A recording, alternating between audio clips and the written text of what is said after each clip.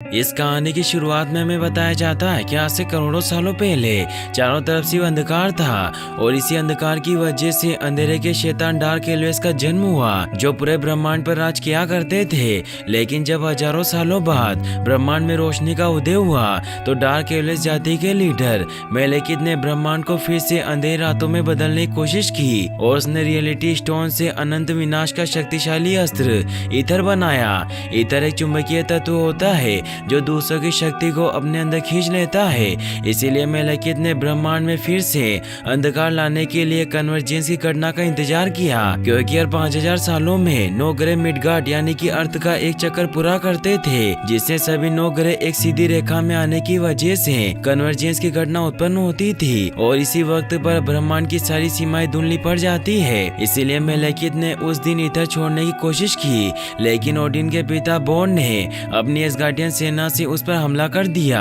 जिससे मेलेकित के शैतानी राक्षसों और एसगार्डियन सेना के बीच एक भयंकर लड़ाई हुई। मगर मेलेकित एसगार्डियन सेना के सामने नहीं टिक पाया, जिससे उसने ईथर छोड़ने की प्रक्रिया को प्रारंभ किया। मगर बोर्न ने बाइफ्रोस्ट की मदद से उससे ईथर छीन लिया, जिससे मेलेकित की सेना कमजोर पड़ गई। यह देखकर मेलेकित ने एसगार्ड की सेना को नष्ट करने के लिए अपने जहाजों को वहां क्रैश कर दिया, लेकिन इससे उसके सिपाही भी मारे गए और मेलेकित अपने कुछ सिपाहियों के साथ वहां से बचकर भाग निकला। मगर ईथर को नष्ट करना मुमकिन नहीं था, इसीलिए महाराज बोर्न ने उसे गहराइयों में दफन करवा दिया। फिर अब हमें लोकी को दिखाया जाता है, जिसे न्यूयॉर्क पर चितौरी हमले की वजह से बंदी बनाकर ओडिन के दरबार में लेकर जाया जाता है, जहाँ ओडिन लोकी को मानवता के खिलाफ अपराधों के लिए आजीवन कारावास की सजा सुनाते हैं। तो लोकी उन्हें कहता है कि आप मुझे जेल में डाल देंगे और उस नकारे थोर को राजा बना देंगे जिसे गद्दी संभालना नहीं आता। तो ओडिन उसे कहते हैं कि थोर को तुम्हारे किए हुए नुकसान को सुधारना होगा और 9 रियासतों में शांति लाने के बाद हम उसे राजा बना देंगे। वही हमें वेनेहाइम में दिखाया जाता है कि मराउडस नाम के समुद्री लुटेरों के समूह ने वेनेहाइम में आतंक मचाया होता है, क्योंकि वो सभी 9 ग्रहों पर अपना कहर बरसा रहे थे। लेकिन टेसरेक्ट की पावर से हेमडाल ने बाइफ्रोस्ट को फिर से बना दिया था, इसीलिए थोर वहां पर आ जाता है और अपनी थंडर पावर से उन्हें रोकने लग जाता है, क्योंकि थोर गॉड ऑफ थंडर होता है। लेकिन अगर हम अपनी दुनिया की बात करें तो इस दुनिया में ना तो कोई गॉड होता है ना ही कोई सुपर नेचुरल पावर। और ये बात मैं यूं ही नहीं कह रहा हूँ, क्योंकि ये बात रिचर्ड डॉकिंस ने अपनी बुक द गॉड इल्यूजन में साबित की है कि गॉड इस दुनिया में एग्जिस्ट नहीं करते। और अगर आप जानना चाहते हैं कि उन्होंने कैसे साबित किया, तो इसके लिए आपको कोको एफएम ऐप पर the God illusion book summary को जरूर सुनना चाहिए, क्योंकि बुक समरी कोको एफएम पर हिंदी लैंग्वेज में अवेलेबल है। कोको एफएम इंडिया का लीडिंग ऑडियो शो प्लेटफॉर्म है, जिसमें 4000 से भी ज्यादा बुक समरी, बायोग्राफी और बहुत सारे कोर्सेज हिंदी, मराठी, तेलुगु जैसी रीजनल लैंग्वेज में अवेलेबल है, जिन्हें आप आसानी से मल्टीटास्किंग करते हुए सुन सकते हैं, जिससे आपका बहुत सारा वक्त बचेगा। साथ ही इससे आप अपनी नॉलेज को भी इम्प्रूव कर पाओगे। और वैसे तो इस ऐप का सब्सक्रिप्शन 399 रुपीज पर ईयर है, लेकिन अभी कोको एफएम पर चल रही है हर घर सेल, जिससे अगर आप डिस्क्रिप्शन में दिए गए घर 50 कूपन को यूज करोगे तो आपको 50% ऑफ मिलेगा, जिससे आप मात्र 199 रुपीज में पूरे साल का सब्सक्रिप्शन ले सकते हो। लेकिन ये ऑफर सिर्फ 19 जून तक ही अवेलेबल है। कोको एफएम 4.5 की रेटिंग के साथ play store and app store दोनों पर ही अवेलेबल है, इसीलिए आप डिस्क्रिप्शन में दिए गए लिंक से इस ऐप को डाउनलोड कर सकते हैं। अब हम वापस आते हैं अपनी मेन स्टोरी पर, जहाँ थोर अपने दोस्तों के साथ मिलकर सभी लुटेरों को मार रहा होता है। तभी वहाँ मराउडर्स का चैंपियन क्रोनन मॉर्डर आ जाता है, जिसे थोर बड़ी आसानी से मार देता है, जिससे सभी मराउडर्स आत्मसमर्पण कर देते हैं, जिससे इन सभी मराउडर्स को एसगार्ड की जेल में बंद करने की तैयारी की जाती है। थोर अपने दोस्त होगुन को बताता है कि 9 रियासतों में तकरीबन शांति हो गई है, इसीलिए होगुन को वहीं रुकने को कहता है, क्योंकि होगुन वेनेहाइम का ही रहने वाला था। तो होगुन उसे थैंक्स कहता है और थोर बाइफ्रोस्ट की मदद से एसगार्ड आ जाता है, जहाँ ओडिन उसे कहते हैं कि तुमने 9 रियासतों में शांति बहाल की, जिससे अब तुम राजा बनने के हकदार हो। लेकिन थोर जेन फोस्टर की वजह से काफी उदास होता है, क्योंकि उससे दूर हो गया था। ओडिन उसे कहते हैं कि मैं जानता हूँ कि तुम दुखी हो, लेकिन तुम्हारा और जेन का मिलन नहीं हो सकता, क्योंकि एसगार्डियंस की उम्र 5000 सालों से ज्यादा होती है और इंसानों की बहुत कम। इसीलिए तुम्हें खुश रहने की कोशिश करनी होगी, क्योंकि आज उन्होंने थोर के जीत की खुशी में पार्टी रखी थी, जिसमें थोर भी शामिल होता है। लेकिन अपने अपने गम की वजह से वहाँ ज्यादा देर तक नहीं रुकता, क्योंकि हर दिन वो हेमडाल के पास जेन का हाल पूछने जाया करता था। वही में अर्थ पर दिखाया जाता है कि जेन रिचर्ड नाम के एक आदमी के साथ लंदन में डेट कर रही होती है, क्योंकि थोर ने अपना मिलने का वादा नहीं निभाया था। इसीलिए उसे लगता था कि थोर अब वापस नहीं लौटेगा, मगर वो रिचर्ड के साथ काफी ऑकवर्ड फील कर रही होती है। तो रिचर्ड उसे बताता है कि मेरी भी पहले एक गर्लफ्रेंड थी, लेकिन वो मुझे छोड़कर चली गई। तभी वहाँ जेन की असिस्टेंट डार्सी आ जाती है, जो जेन को बताती है कि तुम्हारे साइंटिफिक इक्विपमेंट अजीब से सिग्नल दे रहे हैं, और एरिक ने भी हमें इन अज्ञात रीडिंग की वजह से यहाँ लंदन आने को कहा था, क्योंकि ये सिग्नल न्यू मैक्सिको की घटनाओं के बाद से आना बंद हो गए थे। इसीलिए उसे अपनी डेट को छोड़कर डार्सी के साथ जाना पड़ता है। डार्सी का जूनियर एन उन्हें एक फैक्ट्री में लेकर जाता है, जहाँ अजीब से सिग्नल बहुत ज्यादा आ रहे थे। उन्हें वहाँ कुछ बच्चे मिलते हैं जो उनसे डर जाते हैं। तो जेन उन्हें बताती है कि हम साइंटिस्ट हैं, तो उन्हें अंदर लेकर जाते हैं, जहाँ कुछ सीमित जगहों पर गुरुत्वाकर्षण ठीक से काम नहीं कर रहा था, जिससे एक बच्चा अपने हाथ से ट्रक को मूव करता है। ये देखकर जेन हैरान हो जाती है। फिर वो बच्चे उन्हें सीढ़ी से ऊपर लेकर जाते हैं, जहाँ जब वो बोतल को नीचे डालते हैं तो बोतल एक लूप में ऊपर से नीचे ट्रेवल करने लगती है, क्योंकि उस जगह पर सभी 9 रियासतों को जोड़ने वाले पोर्टल खुले हुए थे, जिससे किसी बार तो चीजें वापस आ जाती थी और कई बार चीजें गायब हो जाती थी। तभी जेन का डिवाइस वहाँ बहुत ज्यादा रीडिंग देने लग जाता है, और डार्सी उसे बताती है कि ऐसी रीडिंग थोर के आने पर आई थी। तो इससे जेन खुश होती है, क्योंकि उसे लगता है कि थोर आने वाला है, इसीलिए वो रीडिंग की तरफ बढ़ने लग जाती है। वहीं डार्सी और एन उन पोर्टल में चीजें फेंक कर खेलने लग जाते हैं, जिससे वो कार की चाबी भी उसमें फेंक देता है। वहीं जेन उन सिग्नल का पीछा करते करते पोर्टल की वजह से एक अंधेरी खाई में किसी प्लेनेट पर पहुंच जाती है, जहां बॉन्ड ने ईथर को पत्थर की तिजोरी में कैद कर रखा था। जेन गलती से उस ईथर को टच कर लेती है, जिससे वो ईथर उसमें समा जाता है। ईथर जेन को संक्रमित करके वापस अर्थ पर टेलीपोर्ट कर देता है, जहां जेन को गायब हुए 5 घंटे हो चुके थे।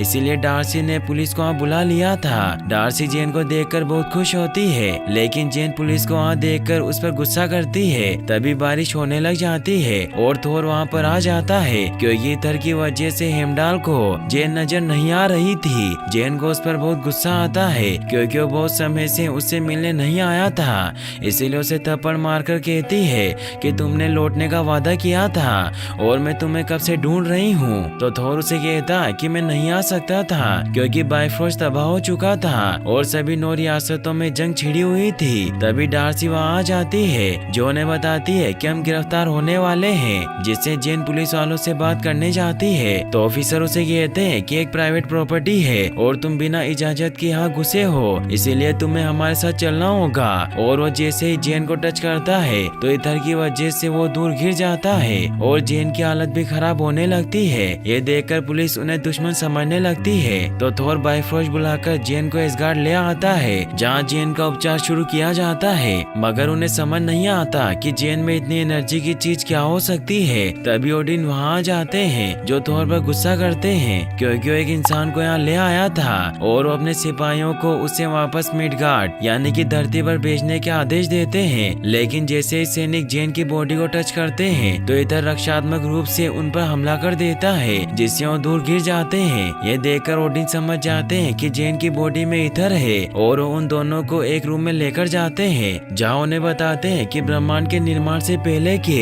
कुछ अस्तित्व अभी भी मौजूद है, जिन इन्फिनिटी स्टोन में से एक जेन के शय में मौजूद है, और वो उन्हें यग्रड्रासिल बुक से मेलेकित और ईथर के बारे में बताते हैं। लेकिन उसमें शय से ईथर निकालने के बारे में कुछ नहीं लिखा हुआ था। वही में अंतरिक्ष में मेलेकित और उसके साथियों को दिखाया जाता है, जो ईथर के एक्टिवेट होने की वजह से वापस से जाग जाते हैं, और मेलेकित प्रतिशोध की आग में एक बार फिर से ब्रह्मांड को अंधेरी रातों में बदलने के लिए प्लान तैयार करता है, क्योंकि कुछ दिनों में 9 रियासतें सीधी रेखा में आने वाली थी। इसीलिए अपने एक साथी को भेज बदल कर लुटेरों में शामिल कर देता है, जिससे जब थोर के दोस्त मराउडस लुटेरों को एसगार्ड की जेल में लेकर जाते हैं तो मेलेकित का साथी भी उनके साथ जेल में पहुंच जाता है, और एक मेलेकित के हथियार की मदद से खुद को कर्ज में बदल लेता है। कर्ज एक महाशक्तिशाली योद्धा होते हैं, जिसे मेलेकित हमेशा एसगार्डियन के खिलाफ युद्ध में इस्तेमाल करता था। कर्ज लोकी को छोड़कर सभी लुटेरों को आजाद कर देता है, लेकिन फिर भी लोकी उसकी मदद करता है और उसे महल की तरफ का रास्ता बताता है,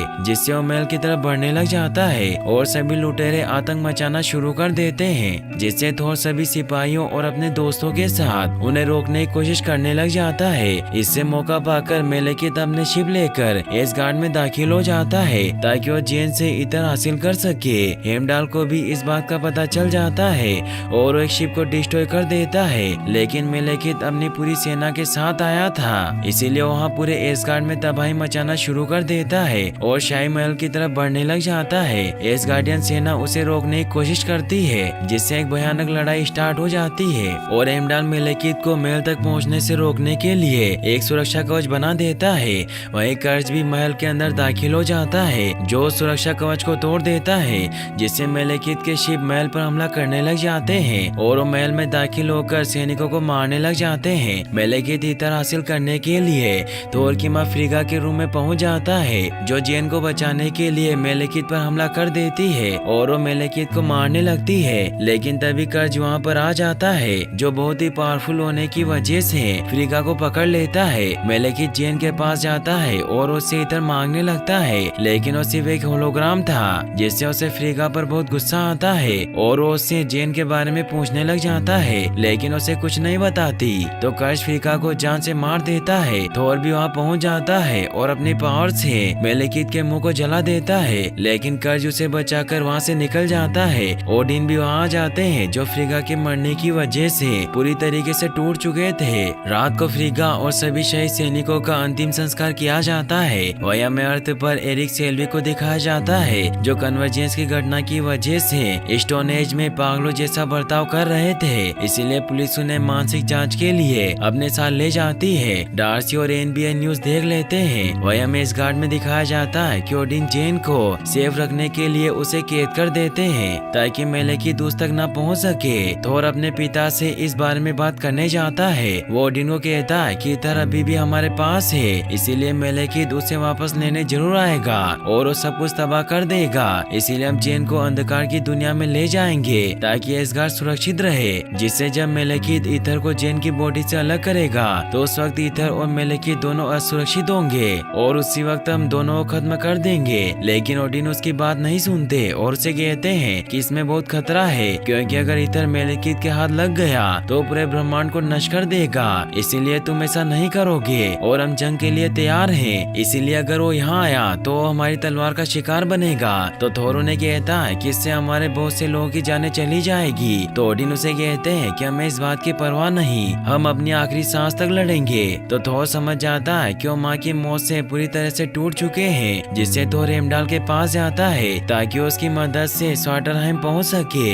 लेकिन हेमडाल उसे बताता है कि ओडिन ने बाइफ्रोस्ट को बंद करवा दिया है, जिससे हम भी उसे नहीं देख पा रहे हैं। तो थोर अपने सभी दोस्तों के साथ मिलकर जेन के साथ स्वाटरहाइम तक पहुंचने के प्लान पर काम करना स्टार्ट कर देता है। वो सबसे पहले लोकी को आजाद करवाता है, क्योंकि वो भी अपनी माँ को मारने के लिए मेलेकित से बदला लेना चाहता था और सिर्फ लोकी बाइफ्रोस्ट के अलावा दूसरे रास्तों से उसे स्वाटरहाइम तक पहुंचा सकता था। लोकी भी उसका साथ देने के लिए तैयार हो जाता है और तो सैनिकों से बचता हुआ उसे बाहर ले आता है। वहीं ओडिन को भी इस बात का पता चल जाता है कि थोर उनके खिलाफ जा रहा है, तो अपने सैनिकों को उसे पकड़ने का आदेश देते हैं। लेकिन थोर अपने दोस्त फेंडल, वोस्टाक, फोस्टर और सिप के साथ मिलकर जेन को केस से आजाद करवाकर डाक जहाज से वहाँ से निकल जाता है। लेकिन सैनिक उसका पीछा नहीं छोड़ते, मगर थोर उन्हें चकमा देकर जहाज से वहाँ से बच निकलता है और वो वादे के मुताबिक लोकी को उसे स्वाटरहाइम पहुँचाने को कहता है, जिससे लोकी थोर और जेन को लेकर एक पहाड़ में छिपे हुए पोर्टल से उन्हें स्वाटरहाइम लेकर जाता है और वो मेलेकित की तरफ बढ़ने लगते हैं। मगर जेन की हालत इतर की वजह से बिगड़ती जा रही थी। वया में अर्थ पर दिखाया जाता है कि डार्सी और एन ने मिलकर एरिक को रिटायरमेंट होम से छुड़वा लिया था। एरिक उनसे मिलकर खुश होते हैं और उन्हें बताते हैं कि लोकी ने चितोरी हमले के वक्त मुझे हिप्नोटाइज किया था, जिससे मेरी मानसिक हालत खराब हो गई थी। और जब वो बाहर आते हैं तो देखते हैं कि कन्वर्जेंस की वजह से सभी दुनियाओं के बीच पोर्टल खुलना स्टार्ट हो गए थे, मगर उन्हें इस बात का पहले से ही पता था, क्योंकि वो काफी महीनों से इस पर रिसर्च कर रहे थे और उन्होंने ऐसे डिवाइस भी बना लिए थे जो लोगों को किसी भी दुनिया में टेलीपोर्ट कर सकते हैं। वहीं अंधेरे की दुनिया स्वाटरहाइम में मेलेकित को भी इस बात का पता चल जाता है कि थोर जेन को लेकर उसकी तरफ आ रहा है, इसीलिए वो भी उनकी तरफ बढ़ने लग जाता है। मगर लोकी थोर को धोखा देता है और उस पर हमला करके उसे इंसर्ट कर देता है। थोर अपने म्योनिर से उस उस पर अटैक करने की कोशिश करता है, लेकिन लोकी उसका एक हाथ काट देता है और जेन को उसे सौंप देता है, जिससे वो मेलेकित का भरोसा जीत जाता है और उसे कहता है कि मुझे तुमसे बस एक चीज चाहिए कि तुम मुझे एक ऐसी जगह दो जहाँ से मैं एसगार्ड को जलते हुए देख सकूं। मेलेकित को भी उस पर विश्वास हो जाता है और वो ईथर को जेन की बॉडी से निकालने लगता है, जिससे वो इस स्थानांतरण और ईथर की शक्ति को महसूस कर पाता है। ये देखकर थोर लोकी को अपने इल्यूजन को हटाने को कहता है, क्योंकि ये सब उन्होंने मेलेकित को धोखा देने के लिए नाटक किया था। और थोर अपने म्योनिर की मदद से ईथर को नष्ट कर देता है, लेकिन ईथर को नष्ट करना मुमकिन नहीं था, जिससे ईथर वापस पहले जैसा हो जाता है और मेलेकित ईथर को अपनी बॉडी में समा लेता है और वहाँ से निकलने लगता है। थोर एक एक करके उसके सभी सैनिकों को मार देता है और मेलेकित पर हमला करने लगता है, लेकिन कर्ज उसे रोक लेता है और मेलेकित वहाँ से निकल जाता है। थोर और कर्ज में फाइट होने लगती है, लेकिन कर्ज बहुत ताकतवर होता है, इसीलिए वो थोर को बुरी तरीके से मार रहा होता है। ये देखकर लोकी उसे बचाने के लिए तलवार को कर्ज के सीने में घोंप देता है, लेकिन उसे कुछ नहीं होता और वो लोकी को उसी तलवार की मदद से इंजर्ड कर देता है। लेकिन लोकी मरते मरते भी कर्ज को उसके हथियार से खत्म कर देता है। लोकी थोर से अपने गलत कामों की माफी मांगता है और उसके बाहों में अपना दम तोड़ देता है। थोर इससे काफी दुखी हो जाता है। तभी वहाँ तूफान आना स्टार्ट हो जाता है, इसीलिए थोर जेन को लेकर एक गुफा में चला जाता है और उन्हें अब लगता है कि वो मेलेकित से हार गए हैं, क्योंकि वो यहाँ फंस चुके थे। लेकिन तभी जेन को रिचर्ड का कॉल आ जाता है। इससे वो बहुत हैरान होती है, क्योंकि वह साटरहाइम में फोन का सिग्नल मिल रहा था और उसे वहाँ अपनी गाड़ी की चाबी और बाकी फेंकी हुई चीजें भी मिलती है जो उन्होंने उस फैक्ट्री में फेंकी थी। इससे वो समझ जाती है कि वहाँ पर कन्वर्जेंस की वजह से अर्थ पर जाने का पोर्टल खुला है और उस पोर्टल से अर्थ पर आ जाते हैं, जहाँ जेन अपनी कार लेकर थोर के साथ अपनी ले में पहुँच जाती है, जहाँ एरिक को देखकर खुश होती है। एरिक उसे बताते हैं कि शहर में सभी जगह कन्वर्जेंस की वजह से पोर्टल खुलना स्टार्ट हो गए हैं। तो जेन उन्हें कहती है कि हमें उस पॉइंट को ढूंढना होगा जहाँ 9 ग्रहों का संगम होगा, क्योंकि उसी जगह पर मेलेकित ईथर का इस्तेमाल करेगा ताकि वो सभी को खत्म कर पाए और इससे ईथर का असर भी कई गुना बढ़ जाएगा। तो डार्सी उन्हें कहती है कि हमें उस जगह का पता कैसे चलेगा। तो एरिक उन्हें बताते हैं कि 5000 साल पहले भी कन्वर्जेंस हुआ होगा और हमारे पूर्वजों ने उसे देखा था, इसीलिए उन्होंने हमें उस जगह की लोकेशन बताने के लिए कई महान इमारतों का निर्माण किया और वो जब उन सभी इमारतों को मिलाते हैं तो उसका मिड पॉइंट ग्रीनविच होता है, जहाँ मेलेकित ईथर का इस्तेमाल करने वाला था। और वो सभी उस जगह पर पहुंच जाते हैं जहाँ एनो डार्सी मिलकर एरिक के बनाए हुए डिवाइस को वहाँ लगाने लगते हैं ताकि वो विभिन्न आयामों को कंट्रोल कर पाए। लेकिन तभी मेलेकित अपना जहाज लेकर वहाँ पहुँच जाता है, जिससे सभी डरकर वहाँ से भागने लगते हैं। मेलेकित अपने शिप से बाहर आ जाता है, लेकिन थोर वहाँ उसे रोकने के लिए पहुँच जाता है। मेलेकित उसे कहता है कि तुम्हारे ब्रह्मांड को कभी बनना ही नहीं चाहिए था और मैं तुम्हारी दुनिया और परिवार को नष्ट कर दूंगा। ये कहकर वो ईथर की पावर से उस पर अटैक करने लग जाता है और उन दोनों में फाइट स्टार्ट हो जाती है और अब कन्वर्जेंस भी स्टार्ट हो जाता है, जिससे सभी 9 ग्रहों के वहाँ पोर्टल खुलने लग जाते हैं। वही डार्सी और एन मिलकर एरिक के डिवाइस को उस जगह के चारों लगा देते हैं, जिससे जेन और एरिक मिलकर मेलेकित के सिपाहियों को दूसरी दुनियाओं में भेजने लग जाते हैं, क्योंकि यह संगम सिर्फ 7 मिनट तक ही रह सकता था। इसीलिए उन्हें कुछ भी करके मेलेकित को कन्वर्जेंस खत्म होने तक रोकना था। इसीलिए थोर उस पर अटैक कर रहा होता है और वो पोर्टल की वजह से वो विभिन्न दुनियाओं में होते हुए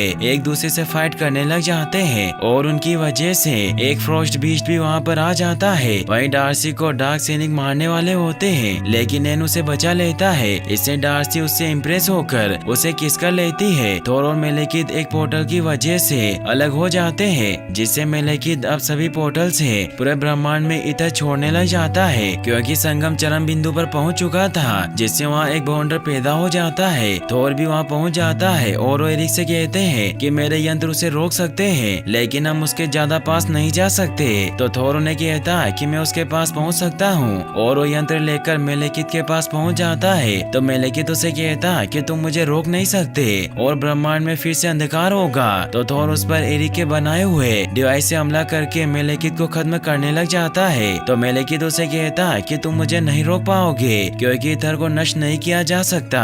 तो थोर उसे कहता है कि तुम्हें खत्म किया जा सकता है और अपने म्योनिर की मदद से डिवाइस को उसके सीने में घोंप देता है, जिससे जेन मेलेकित को स्वाटरहाइम में टेलीपोर्ट कर देती है। थोर भी इस धमाके की वजह से बेहोश हो गया था। जेन उसे बचाने की कोशिश करती है, लेकिन मेलेकित का जहाज उनके ऊपर गिरने लगता लगता है, मगर एरिक अपने डिवाइस की मदद से उस शिप को सॉल्टरहाइम में भेज देते हैं, जिससे वो जहाज मेलेकित पर गिरने की वजह से उसकी डेथ हो जाती है और थोर और जेन की जान बच जाती है। वो सभी इस तबाही को रोककर बहुत खुश होते हैं। फिर हमें दिखाया जाता है कि थोर कुछ दिनों के बाद वापस एसगार्ड लौटता है, जहाँ ओडिन उसे कहते हैं कि तुमने एसगार्ड में बगावत करके बहुत बड़ा गुनाह किया है, लेकिन सभी 9 रियासतों ने देखा कि तुमने कैसे सभी की जान बचाई, इसीलिए तुम अब एसगार्ड के राजा बनने के लिए तैयार हो। तो थोर उन्हें कहता है कि हम अपनी आखिरी सांस तक एसगार्ड और बाकी रियासतों की रक्षा करेंगे, लेकिन हम राजा नहीं बन सकते क्योंकि ये राजनीति लोगों को बदल देती है, इसीलिए हम एक अच्छा राजा नहीं बल्कि एक अच्छा इंसान बनना चाहते हैं। तो ओडिन उसे कहते हैं कि तुम उस लड़की के प्यार की वजह से बोल रहे हो। तो थोर उन्हें कहता है कि जेन की बात नहीं है और वो म्योनिर को उन्हें देने लगता है। तो ओडिन उसे कहते हैं कि तुम्हारा ही रहेगा जब तक तुम इसके लायक बने रहोगे, और फिर थोर वहाँ से निकल जाता है। तभी हमें पता चलता है कि ओडिन नहीं होते बल्कि लोकी होता है, जो मरा नहीं था बल्कि उसने मरने का नाटक किया था ताकि वो एसगार्ड का राजा बन सके। और यहीं पर ये मूवी एंड हो जाती है। फिर हमें इस मूवी के पोस्ट क्रेडिट सीन को दिखाया जाता है, जहाँ सिर्फ वो वोस्टाग ईथर को कलेक्टर को सौंप देते हैं, क्योंकि एसगार्ड में पहले से टेसरेक्ट मौजूद था, इसीलिए वो 2 अनंत मणियों को एसगार्ड में नहीं रख सकते थे। और वो दोनों जैसे ही वहाँ से जाते हैं तो कलेक्टर कहता है कि अब एक अनंत मणि मेरे पास है और अब सिर्फ मुझे 5 और की तलाश है। फिर हमें एंड का सीन दिखाया जाता है, जहाँ थोर धरती पर आकर जेन से मिलता है, जिससे वो साथ में बहुत खुश होते हैं। लेकिन अभी भी लंदन में फ्रोस्ट बीच खुला घूम रहा था और यहीं पर ये मूवी फाइनली एंड हो जाती है। और गाइस, आप कोको FM ऐप को डाउनलोड करना ना भूले, जिसकी लिंक मैंने डिस्क्रिप्शन बॉक्स में दे रखी है। और गाइस, अगर आपने अभी तक थोर रैग्नारोक मूवी नहीं देखी है तो आप एंड स्क्रीन पर क्लिक करके वो वीडियो देख सकते हैं। और इस वीडियो को लाइक और चैनल को सब्सक्राइब करने के लिए आपका तहे दिल से शुक्रिया। Thanks for watching.